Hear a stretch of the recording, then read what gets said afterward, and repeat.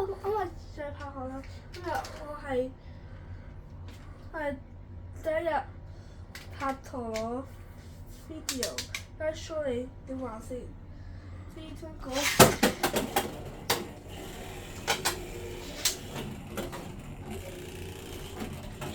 之後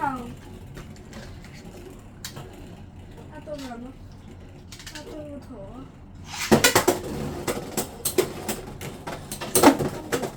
我睇真嘅字啦。同埋如果兩個孔嘅話，佢轉到嗰度停咗就係1分，即係你打到停咗都係1分。